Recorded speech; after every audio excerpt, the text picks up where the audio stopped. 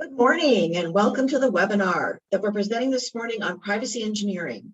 This morning we have Kevin Donahue and Nathan Yin who will be presenting on this topic, which could use some more explanation. So with that, I'll go ahead and let Kevin and Nathan kick off, but I'll also mention right now that we are recording, so you will have access to the webinar afterwards. Thank you so much. Thanks, Karen. Thank you, everybody, for joining us. My name is Kevin. My colleague Nathan, as Karen said, is joining us. Hopefully, everyone's comfortable at home now. It would be nice to be in person, but this is a great second alternative. So privacy engineering, this is something that I think a lot of companies are looking at. How do you do privacy well? What does privacy engineering even mean? What are some of the strategies that we've developed at Ethos Privacy and kind of in our previous lives that we think are likely to help privacy engineering efforts succeed. So we just want to talk about some of these things. If you have any questions, we would love to field them. I think there's a Q&A button down bottom that if you could just type them in there, we'll try to balance answering questions during the talk with having some time at the end to address those things. So we very much encourage your participation. We would love to find some time to dive into the things you really care about. So Nathan, if you could forward slide, thank you. Quick agenda, really talking about what is privacy engineering itself. How do you align privacy engineering with your business goals? Because we think that oftentimes as privacy people, we can think of this really idealized version of a privacy program. But if you're not aligning with the business goals, you're not really serving your company really well, and you're not as likely to get buy-in and funding and prioritization and all those things. So really, there are some ways that we found aligning with business goals helps you get more support for privacy and really bake it into not just the culture, but your products and the way that you do things. Talking about setting priorities, considering your business's risk appetite. Again, as privacy people, we're really tempted to kind of push all of our privacy concerns to the forefront, but we really need to make sure that we understand that privacy is in support of the business. And so what do kind of reasonable priorities look like when you're doing a privacy program? Integrating privacy principles into your system architecture and data governance. These are also a couple of pretty hot topics, particularly data governance. How do companies understand the data that they have and really use it safely? And how do you work with your product teams and your other teams, like your HR teams and your data analytics teams and your infrastructure teams, to make sure that privacy gets baked in versus trying to bolt it onto the side? Once that horse has left the barn, it can be really tough, difficult time to kind of pull it back in. And then we're going to use one example of the data subject rights workflow to talk about how we can apply all of this. And this is just one example, and we think these principles can be applied to any part of your privacy or your data governance program. Next slide, please. So what is privacy engineering anyway? So for us, we think privacy engineering is really nothing more than a methodical approach for using data in support of your business goals safely. I personally think of privacy engineering or engineering privacy. When I think of privacy engineering itself, I often think of building specific privacy infrastructure, whether that's a data de-identification system, conducting some mathematical analysis on how well your individuals can be tracked, or how well that your systems are really de-identifying, the risk in setting particular cookies across certain slices of your population of users, those kinds of things that are very focused on building a privacy thing. And then there's engineering privacy, which I think of as really just doing privacy, baking privacy into your program. And I think this is where most of us live. And so whether you're calling it privacy engineering or engineering privacy, I think it's really about knowing what your business goals are, knowing how privacy fits into those goals, and knowing that you're building the right sized privacy program for your business that's going to be reasonably likely to succeed and support that business. The roles and skills involved in privacy engineering, I think, is pretty broad.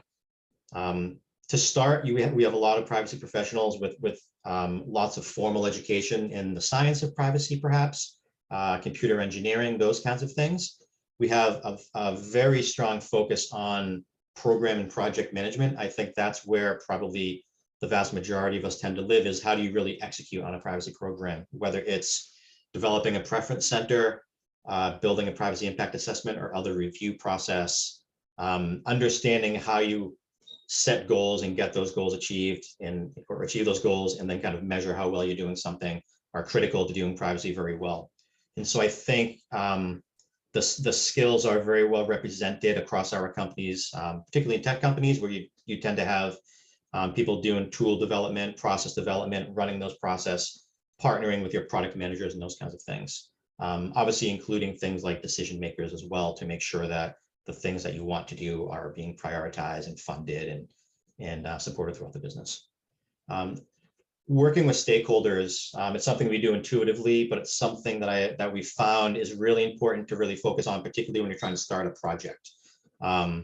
Oftentimes, again, we think privacy program is going to be the lawyers and the program managers and the privacy experts sit down and say, well, we're going to do something. We're going to do a PIA process. We're going to have people fill out a questionnaire, or we're going to implement certain data protection requirements. Really identifying all of your stakeholders is important because you want to make sure that when you're imposing a tax on kind of the rest of your organization, you're actually doing something in the context of the way that they work and something that actually adds value to the company. And so we found that even if you're doing something like a data subject rights workflow, it's not just the development team and the privacy team and the legal team. You really want to work with teams like your customer service team to make sure that when they're supporting your DSR workflow, you're using the tools and the processes that they generally understand. You have user experience representatives to make sure that if you're building a tool, whether it's a preference center or a cookie, cookie management tool, that you're doing it in a way that your users expect and is familiar with them and is going to give them confidence that they're not just checking a box to sign their rights away, that they're actually kind of making informed choices and they actually do have that choice. And then understanding the product development lifecycle. Oftentimes, I've had product teams come to me and say, we're launching in a few days. Can you sign off on privacy review? And as we all know here, you don't just sign off on a privacy review. It's actually a process and it's pretty important. And so understanding the product development lifecycle, that you ideally want to get these privacy concerns in front of your product people as early in the development cycle as possible before they've spent time developing and relying on a launch or setting a marketing campaign up. You want to really talk to them when they're thinking about doing those things and they're setting requirements so that privacy is baked into the product. All right. I'm going to hand off to my colleague, Nathan, for the next couple slides. Hi, everyone. So Kevin earlier talked about like many controls or projects that you could be doing. I think, I want to take a moment to kind of talk about the privacy engineering maturity model. As you can see on the screen, there's more than one way to solve a problem.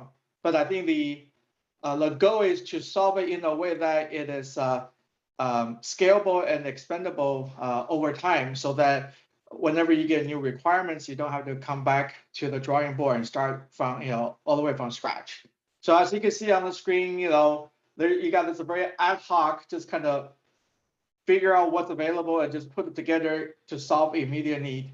And as you look through the spectrum, all the way to the right is where you have a system that is ultra adaptive. You can use pretty much any kind of power source and use on any kind of appliances.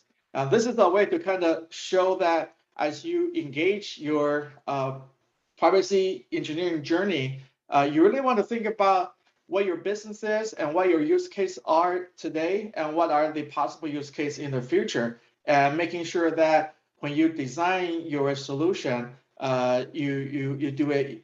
You take a modular approach. That way, it makes the eventual solution more scalable. And then before you start, you also want to kind of look at what your current pain points are, because without knowing what you're trying to solve for, it's going to be difficult to come up with a good engineering solution.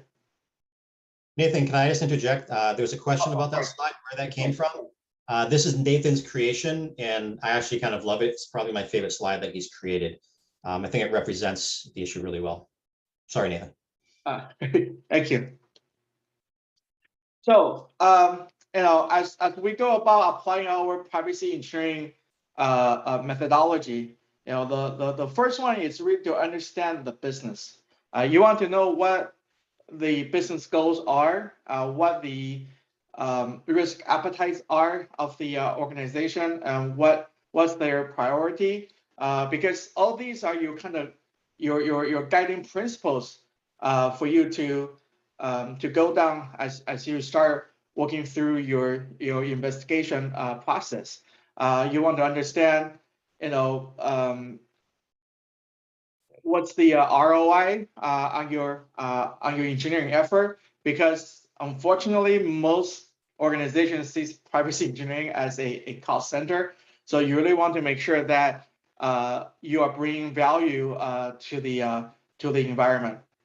It's not just a compliant. If you try to position privacy as just a compliance play, that's never going to, we're never going to go far as trying to get fundings and support. But if you, I like to say, privacy is really like the brake in a race car. It's there to make sure that if something goes horribly wrong, it's there to stop it. But what the brake does provide to the driver is knowing that there is support in the back so that they can go full throttle and proceed with their business goals. And similarly, as we engineer our privacy solutions, we want to make sure that we understand what the business goals are, priorities are, and then we provide the backstop to make sure things are done in a safe and scalable way. And of course, we want to make sure that you define your success criteria. Otherwise, you don't know if you are accomplishing your business goals, and then whether or not you are achieving your desired output. And as Kevin mentioned earlier, you want to involve all of your stakeholders, especially your users. The last thing you want is to engineer a solution that is so convoluted that nobody wants to use it. So it may be, it may fit all the letters of the law, but if nobody's going to use it, you basically don't have a solution that that is viable for the business. Over to you, Kevin. Thanks, Nathan. Setting privacy priorities. So this is an important one, obviously, because there is always so much to do, and it's often kind of overwhelming if you start from the beginning. I've got to create a PIA process. We've got to do data subject rights across a variety of jurisdictions. We've got notice requirements. How do we get our privacy notice? You're doing all of these things, which are easy to describe, but really hard to execute against. So one thing to remember is that we're trying to mitigate, not eliminate risk, much like in security. I started doing security like 20 plus years ago, and it's very similar, where you're never going to completely eliminate the risk. And I think this is never so obvious in privacy as it is with GDPR, which makes it very easy for people to complain about privacy practices. And for instance, when I was at eBay, eBay is a company that had been around for 20 years or something. And so there was always going to be kind of an ongoing effort to continue to ramp up privacy, even for stuff like sending marketing emails. There are so many ways that marketing emails can get to people. If somebody checked a box somewhere and that didn't percolate throughout the system, they maybe received a follow-up marketing email. And then you have to worry about how do you manage that risk, because it can't be fully eliminated. And that's really about, that's a whole different talk, but that's really about understanding, we talked about how you've prioritized things, how you've said, we think these things are higher risks, more feasible than these other things that are on the roadmap. And you are able to tell the story of ongoing privacy development. We keep mentioning privacy to support the business goals. If you go and propose a privacy program that completely blows up your revenue generating product, probably not going to get a lot of support for that across your company, as you know. Usually where we exist in privacy is that we are adding a tax to these teams. And so again, it's really making sure that there is clear value and a clear path forward to generate revenue safely. In the context of marketing campaigns, I think that's an example of where you really want to make sure that you're involved, privacy is involved in the early stages of the marketing campaign, so the company doesn't waste time developing a campaign that's eventually going to run up against that privacy wall, those privacy breaks, when you're ready to launch. You want to make sure that you've got the proper selection of eligible recipients of your marketing campaign. You've identified, who can and cannot receive these things before a lot of work has gone into it. Building privacy things that the business can use. I use the example of a data de-identification service. A lot of times we've talked to clients, and with modern privacy laws having a deletion requirement, there's often a lot of panic because the product teams and the infrastructure teams here, I've got to destroy this data. And as those of us who are or have been database owners know, that's not awesome. And really, the message about data deletion is you can transform the data, and maybe the business can continue to derive value from this data by transforming it to be less identified, either as pseudonymized or anonymized or aggregated. You don't always have to go right to destroy it. And so if you can partner, in this case, with your data analytics team and say, well, as data ages, it probably becomes less valuable, but the risk profile kind of remains to some degree. If we can transform that data, we can have our marketing teams and our analytics teams, for instance, continue to use that for business intelligence. You continue to derive value from the data, but you can do so more safely. So in that way, you would be aligning privacy with stuff that the business can use. And by the business, we just mean other divisions beyond just privacy. As I mentioned before, understanding your product lifecycle and how to get your product funded. And this is really about getting it approved, funded, staffed, prioritized, all those things. Most companies have like a yearly or semi-yearly process where people propose what they want to do for the year. And, again, if you're involved in that as a privacy person, you can contextualize the privacy program that you want to build in the context of the other revenue generating efforts that your company is developing. Make sure that if you want to have a product team consider privacy, they're baking that into their whole development lifecycle when they do requirements and design. You're not stringing it on them at the end. Just having things like policies and standards and written guidance isn't really enough. You need to find a way to really be involved in those discussions of how the product will operate, because that static guidance is, while it's there, it's often hard to digest, and it's hard to be kind of discoverable as these teams are developing their requirements. So I would really strongly encourage you to understand what that product lifecycle is and to get a seat at that table. And one of my favorites is delivering incremental value with continuous improvements. Again, when you're trying to build a product, whether it's a privacy product like a preference center or just a kind of regular revenue generating product, it can be enticing to think you're going to kind of build the whole thing and deliver it all at once. That never really tends to work in practice. And so if you understand what you want to do with your privacy priorities, and you know how one priority can build upon another, you can start to deliver value sooner, while making sure that as you continue to develop further pieces of your privacy puzzle, they actually fit together correctly and are supportive of each other. Next slide, please. Integrating privacy principles into infrastructure and products. I think of this as the more privacy you can give people for free, the more they're going to use it. And this is something I've also learned from my time in security as well. Companies generally, for instance, don't want every product team rolling their own encryption, developing their own key management solutions. Those tend to be kind of developed at the company level and then deployed appropriately. Privacy can be thought of in the same way, particularly from a privacy engineering perspective. If you have data minimization tools or other things that can be built once and reused throughout your organization to improve privacy, that's always something that we try to encourage. Privacy is one of many considerations. Privacy, security, engagement, performance, all these things.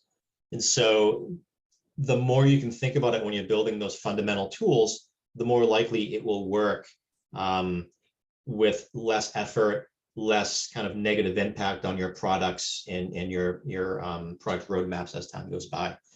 And finally, measuring things that matter. It's easy to measure things, but it's really hard to measure things that matter. And I would define that roughly as, if a measurement changes and you don't respond to that change by doing anything, it's probably not a good measurement. And I got that from my boss, Aaron Weller. But anyways, there's a lot of things you can measure, but really think about the things that matter. It's a little bit more obvious for products, and maybe things like latency is kind of like something that's somewhat mathematically certain. privacy is harder to measure in a lot of ways, but there are things that you can measure. It's not just the number of PIAs or the number of data subject rights requests that you've received. It's how long it's taken you to respond to those things, the different elements of responding, and we'll talk about this a little bit later. If your DSR workflow is spending 29 days gathering all the data, then you've got 1 day to kind of verify it before sending it out. That might be kind of difficult, and that's what you want to know. You don't want to know that you just finished it in 30 days. You want to know kind of how long those component pieces took, so that you can analyze maybe the performance of the different elements of your solution. Next slide, please. So as mentioned, we would like to kind of take some of these things we've talked about and just apply them to the data subject rights workflow. This way, we'll be able to really think through, when you're starting to think about what is a DSR workflow, how's it going to be built, how's it going to be used and maintained and support. We just want to demonstrate a little bit of what our thought process is. This isn't obviously completely comprehensive. This isn't something that you can just take and like apply it as is. This is really, again, just applying our thinking at a moderately high level and just kind of structuring it through the lens of the DSR workflow. Yeah. All right, so I think Kevin and I had said multiple times that we really want to start by understanding the business goals and the needs, because that is your topmost deliverables.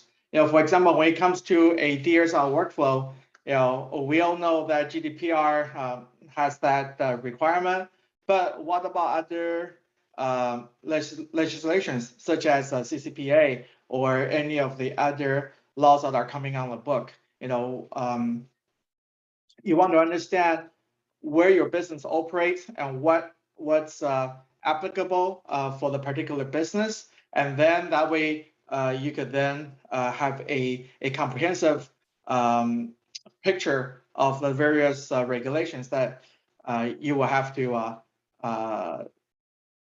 meet the requirement.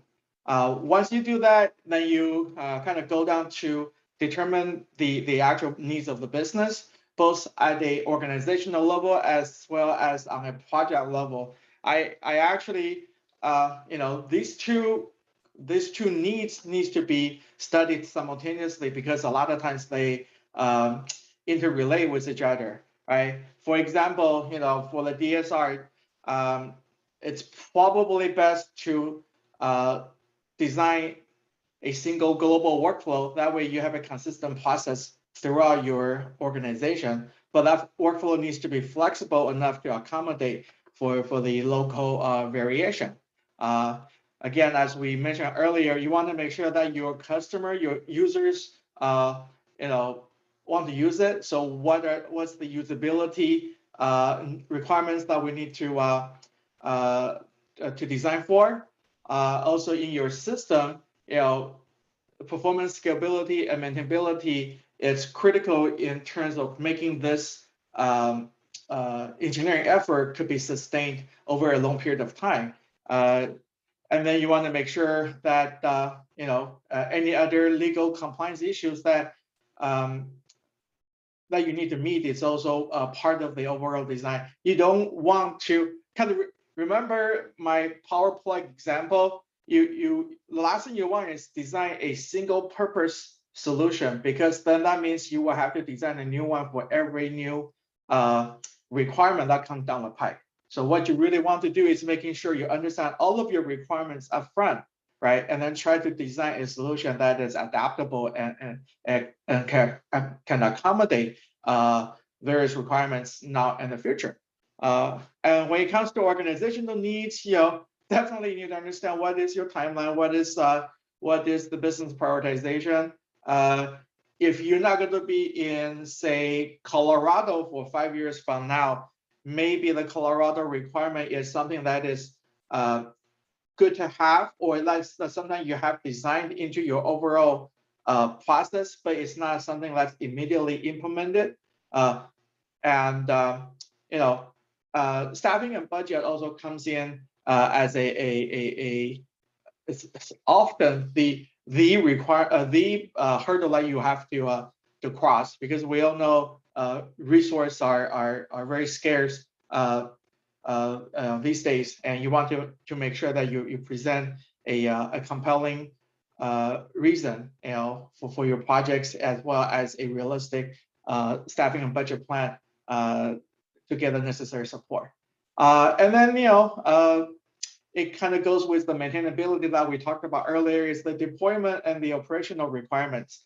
If you are deploying your own IT infrastructure, how is your IT going to support it? What are the additional supporting resources that they would need to bring on board?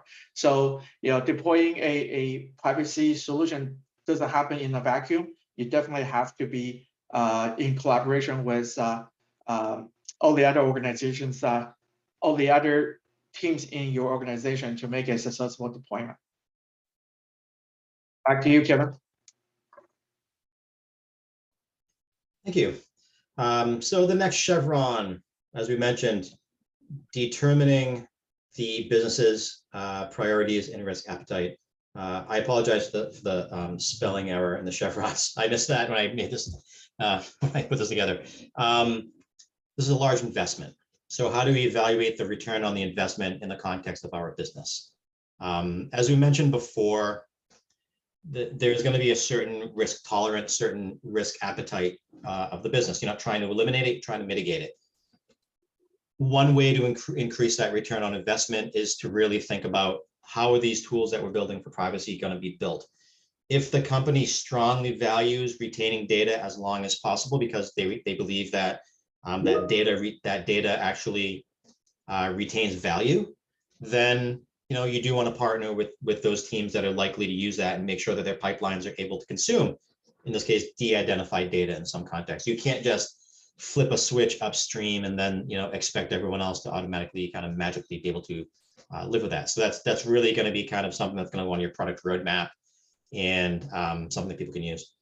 As Nathan mentioned, also, if you've got different jurisdictions, if you're going to go into a different jurisdiction in a couple of years, or something's going to change, you've got some sort of localization that matters. Well, you want to have probably as easy to maintain a global process as possible. And some companies say, we'll make GDPR rights available to everybody, for instance. In which case, you would build a GDPR DSR workflow, which allows for all of these rights that are often not enumerated in something like CCPA. And maybe there's still going to be a tweak for something like the response time or the specific definition of PI. But based on your business's risk appetite, maybe you think it's good enough if you say, well, we're complying with GDPR. We think those differences in PI might be minor enough that they don't really affect our users in very much of a way. So we're not going to design specifically for those tweaks. How do you think about risk appetite? I think it's an extremely qualitative exercise. You can't really assign numbers to it. Everyone wants to see numbers for everything, but what's the likelihood of enforcement? I think if you're Google and Facebook and Microsoft, the likelihood of enforcement is pretty high because the level of of regulatory scrutiny is going to be extremely high. For companies that aren't kind of in the crosshairs like that, you probably have a little bit less likelihood of enforcement. What are the regulators and users' perceptions of your process, your use of data, your openness about how that data is being used, your openness to allow people to kind of assert their rights? I think that goes into whether you're going to get that type of scrutiny. Happy users probably don't report you to a regulator. Unhappy users, it's costless almost to forward a chain of emails to a regulator and say, I've been trying to assert my rights. They don't seem to be responding to me in the way that I want to be responded to. And so, if your users have that perception, you're going to kind of have a bad time. And then financial or reputational exposure. Oftentimes, like with GDPR, companies will do a pretty pure cost benefit analysis. We think this marketing campaign will make so much money. Worst case scenario, fine is so much money. Is it going to be worth it?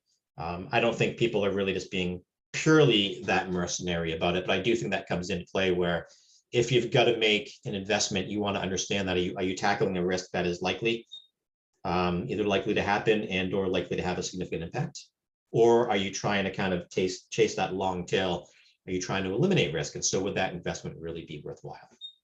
Next slide, please. understanding the business capabilities and challenges. This one I think comes up everywhere. Buy versus build.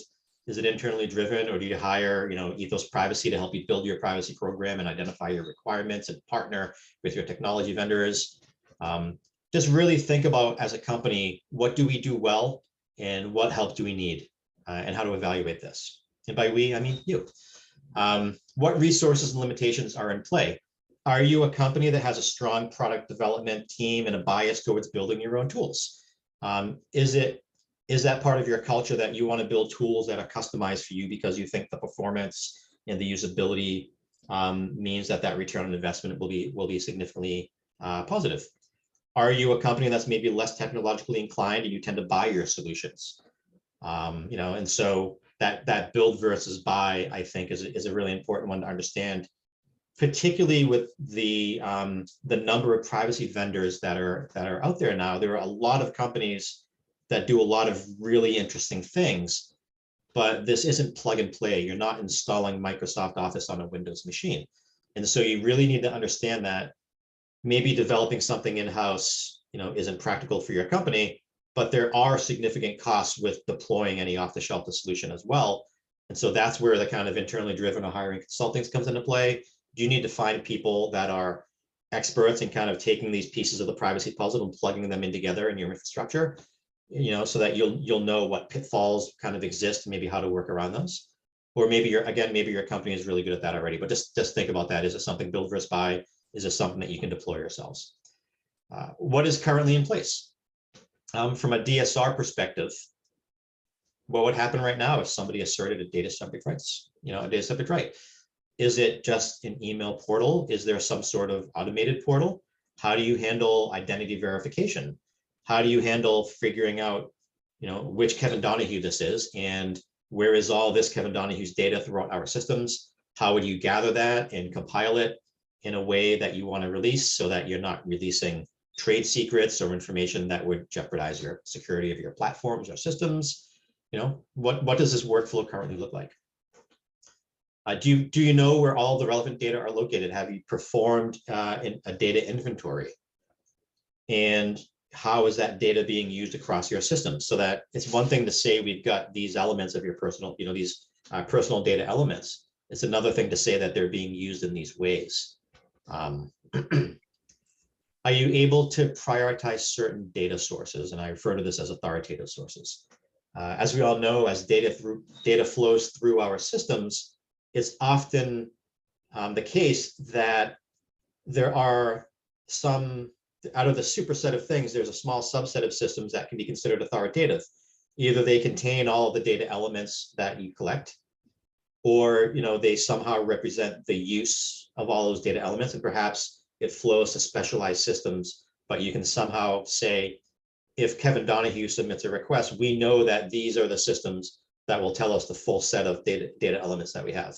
This matters because if you're doing something like data discovery and mapping, kind of the brute force method is to just say every database we find gets plugged in, and now you worry about, aside from data normalization concerns, you worry about like, what are the practical aspects of finding the database owner, connecting to the database. So you've got network concerns, you've got permission concerns, performance concerns. Are you just hammering that database with reads? So really trying to figure out the smallest number of data sources that you need to integrate with your DSR workflow, assuming you can propagate signals. This is a huge challenge that we see everywhere, but it's something to certainly think about. And again, how is each system managed? As I mentioned, if you're going to be accessing a system, this isn't just like, installing Microsoft Office. This is understanding how giving access to a system is going to impact the performance of a production system. And so really, conceptually, it's easy to say I've got a list of databases, but to really connect to those databases and do anything meaningfully, takes a lot of considerations.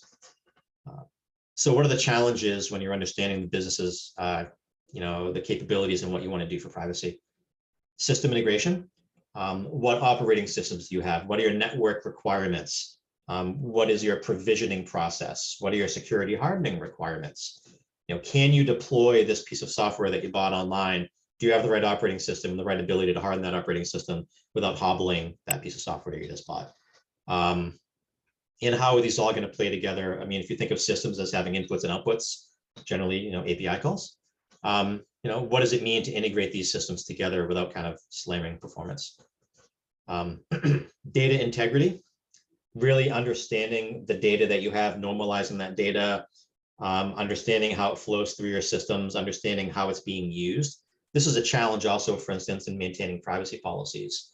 Conceptually, it's easy, but it's actually quite difficult in a company of even moderate complexity, because it's really hard to demonstrate that that data is flowing from one system to another, or more to the point, that data is not flowing from one system to another.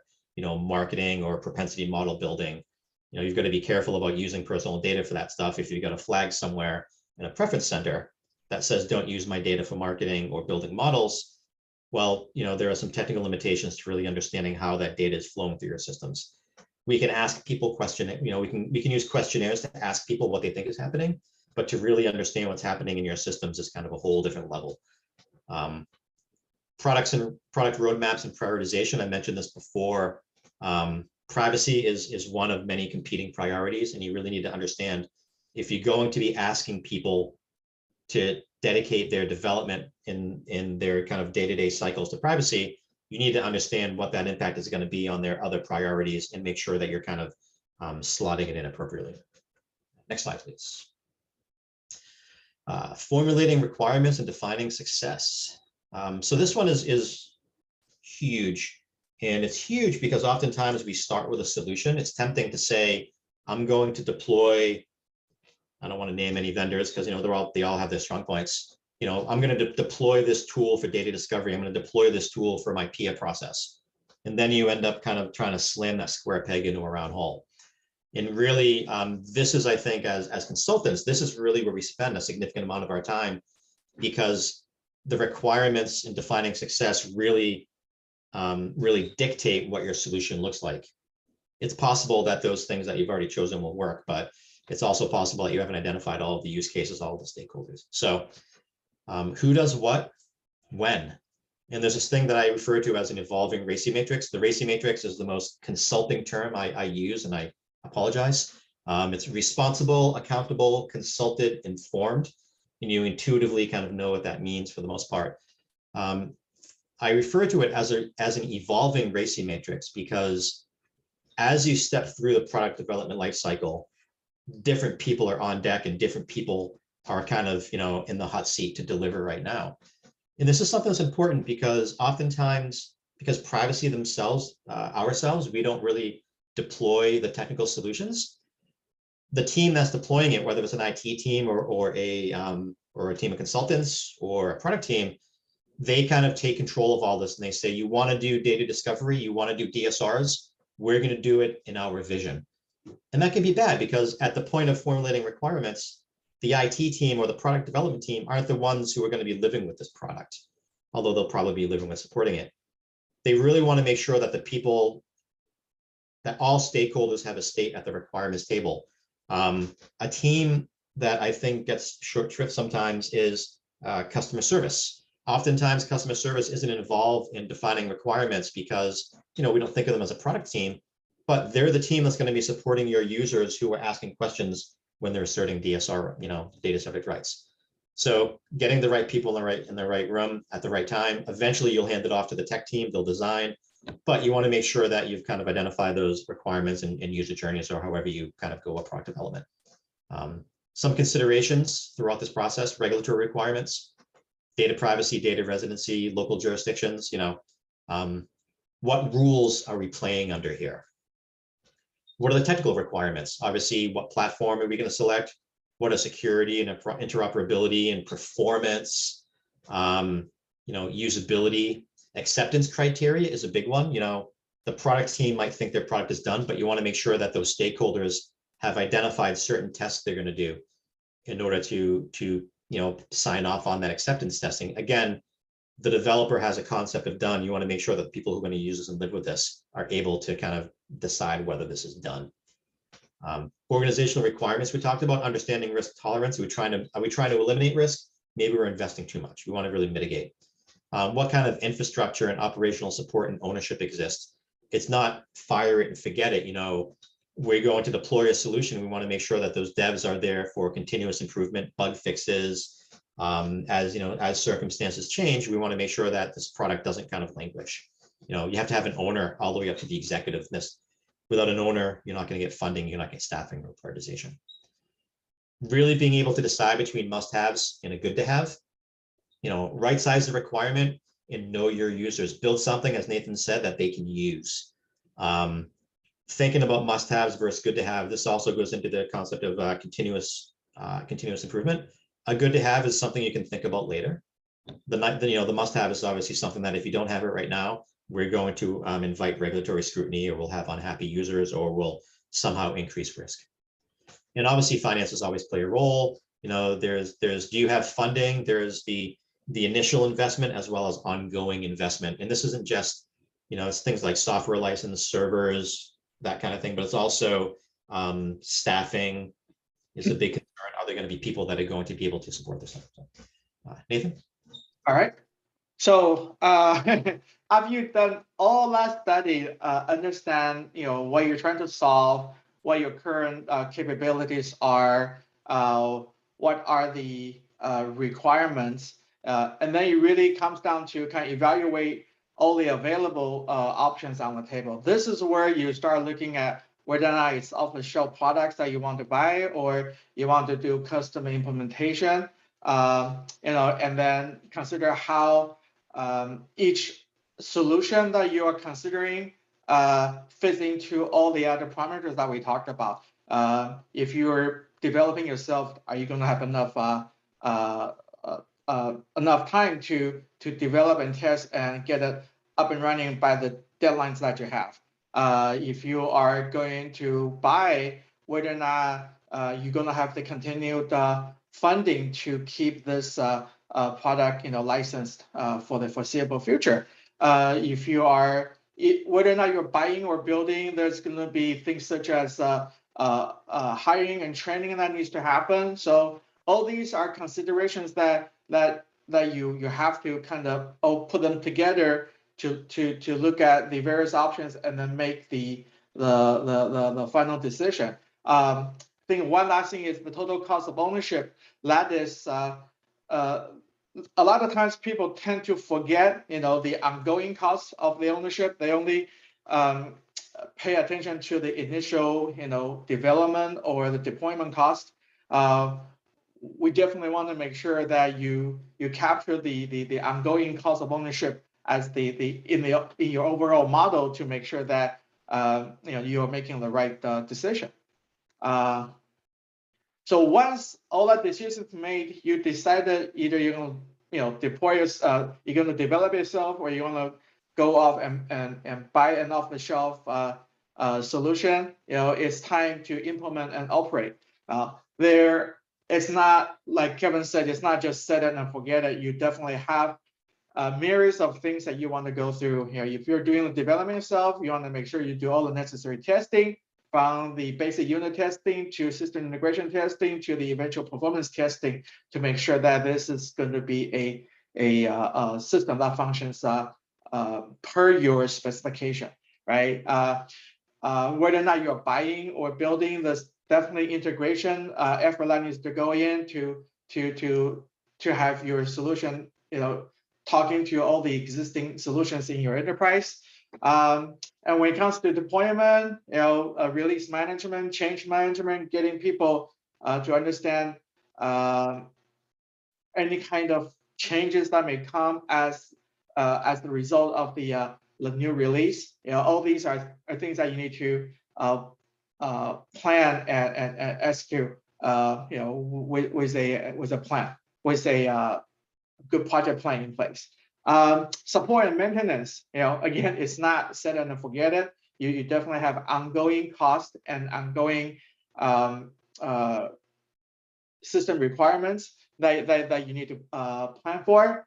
And also you want to put in the necessary monitoring and reporting infrastructure so that your system is performing at the level that you are expecting, and then you have reports that can tell you whether or not your system is producing the expected result as well as any kind of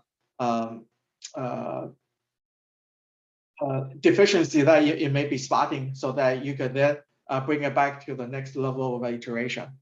So I think hopefully this kind of gives you an overview of how we will attack a DSR solution using our methodology. Back to you, Kevin. Oh. Thank you. Yeah, no, I agree with Nathan. So this was a very high level overview. No, I apologize. Somebody mentioned in the Q&A if we're going to talk about privacy engineering, privacy by design. Sorry, and I thought I had it in a slide, and I apologize that I didn't. I want to talk about privacy by design just really quickly here. I think of privacy by design as a journey, not a destination. And our approach is that if we do all these things with our client, you're kind of doing privacy by design. You're considering what are your privacy obligations.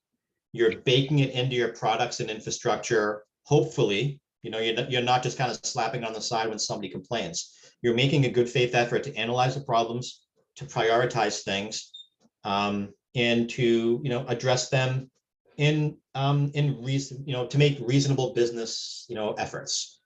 You can't push every revenue generating effort to the side because you want to do privacy. It's not how the kind of our businesses can be sustained. So yes, sometimes privacy will become the number one thing that the whole company focuses on. That's usually when something bad happens. The point of privacy by design is to identify bad things that are likely or possible to happen and mitigate appropriately. So we do think that this approach does satisfy some principles of privacy by design, and allows you to get there. Obviously, privacy by default is a little bit of a different analysis, but it's an extension of this. When you think about the tools that you're building, what would be the defaults that you would set? Do you collect data? Do you pre-check boxes? Do you have dark patterns? All of those things need to be considered, and to determine whether you can make an argument that you are practicing privacy by default. So again, thank you. We appreciate your time. We'd be happy to answer any other questions if you want to add them in the Q&A. I think somebody asked if the deck will be available, and we will correct the spelling errors, as Karen said. I apologize again for the spelling errors.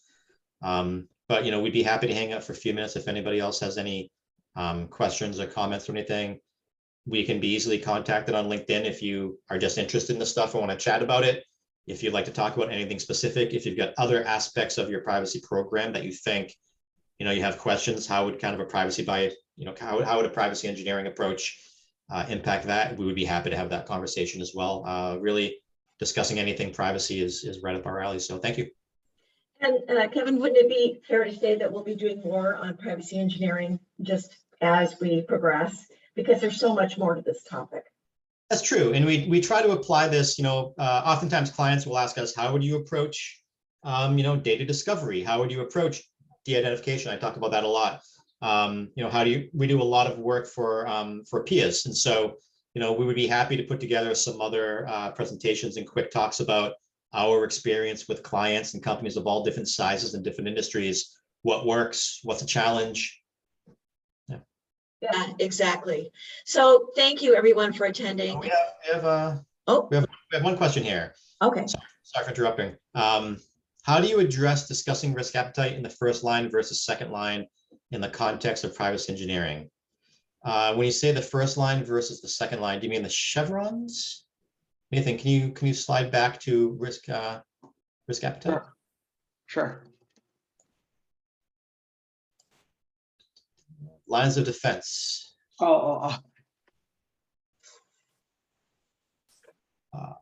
So I still don't understand what you mean, formerly known as lines of defense. Maybe you could unmute and feel free to talk. Can we unmute this? There we go. 3 lines of defense, Hugo.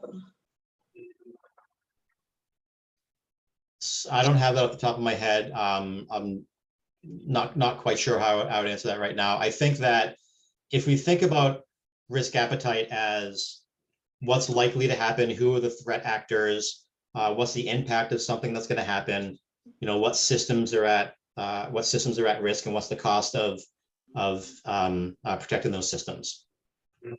There are models that you can kind of assign, you try to arrive at some sort of mathematical certainty for those things. In my experience, from a privacy perspective, you don't often arrive at that level of analysis because privacy laws are actually pretty, I don't want to say they're straightforward. They're straightforward in the sense of we've understood the obligations and rights for a long time, for decades, if you go back to the fair information processing principles. So really what I think we talk about when we talk about risk appetite from a privacy perspective is often what's the likelihood that we're going to be able to respond to data subject rights requests. I know that there's other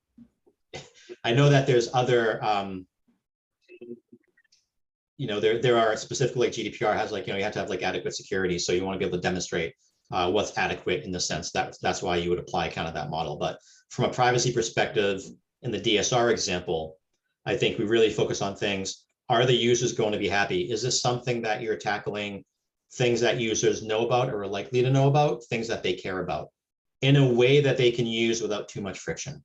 For instance, when I was at eBay, I responded to several regulatory inquiries about our privacy practices. And really one of the things the regulators wanted to get at was, does it seem like the business is kind of imposing roadblocks to people exercising their rights, or are you stonewalling when somebody does try to exercise their right? And so from a risk appetite perspective, I think it's a very qualitative analysis. Like I mentioned, do we think that our users will be happy with this? Do we think that we can tell a compelling privacy story? And I mean that in a positive way. If you think about, if you go to any of your companies and you ask the question, do we know where every piece of data is and how it's being used? I think the answer is generally probably not. We've got a pretty good idea. And this is where the continuous improvement comes into play. You can do so much proactively, but you have to know that it just takes one person or a small number of people to say, well, I'm pretty sure I unchecked the box, but you still sent me a marketing email. And that can go to a regulator and they can ask you about that and they can have a little bit of scrutiny. And so I think the risk appetite is very qualitative, so that if you were to try to apply that kind of mathematical model, and I think they're often on a scale of like 1 to 4 or 1 to 5 or something, then you kind of do a little bit of math. I think that's actually quite misleading. I think it's a false sense of security that you've quantified something that's really a qualitative analysis. So I hope that kind of touches upon that a little bit. That's been my experience, at least. Have we answered the question?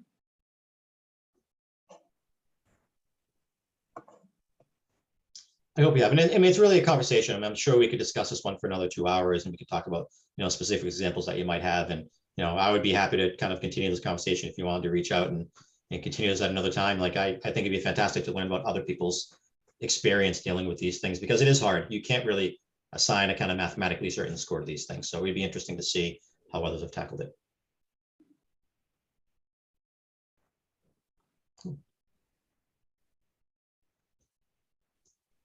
I do not see any other. I don't see any other questions. So. Yeah. Kevin, I think the major takeaway really is for for our attendees is try not to start with a solution in mind. That's a lot of times that's what we see our client come to us. Hey, we got this great solution. How do I use it? Or how do I make it work in my organization? Very often we have to kind of go back and look at what exactly are you planning to are you trying to solve, and then the tool may be the right tool or it may be not, but if you come in with a preconceived notion that I got to make this work in my organization, that's going to make your privacy journey a little bit interesting, I would say. Well, great. Thank you so much again for joining us today. The webinar will be available online once we get a chance to put it together, and we'll make the slides available as well. Again, thank you so much for attending.